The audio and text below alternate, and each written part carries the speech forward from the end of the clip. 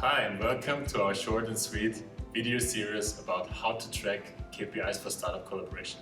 I'm Michael. And I'm Camilla. In the upcoming videos, we will provide you with basic understanding on the goals of each of the 4 phases for startup collaboration and how to measure your success with KPIs. So let's get started with phase 1. So the setup phase is all about getting your priorities straight.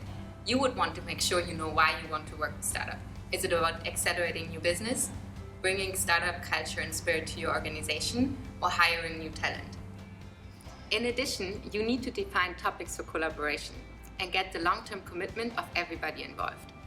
For this, you want to onboard your business unit heads from the beginning to make sure that your areas of collaboration have high priority.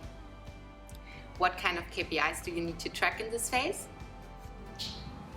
What a great question, Camilla. So of course you can measure KPIs during the setup phase. You can measure how many BU heads are involved in the topic formulation. You can also measure how well the topics are aligned with the strategy. To get started in the setup phase, you also need the following. Looks like a lot. Don't worry, we can start together. You can start by downloading our white paper today or start working with our KPI Excel tool. Or if you prefer a face-to-face chat with the two of us, just hit us up on LinkedIn. Next week we will share more insights on the phase 2, the scouting phase, so stay tuned.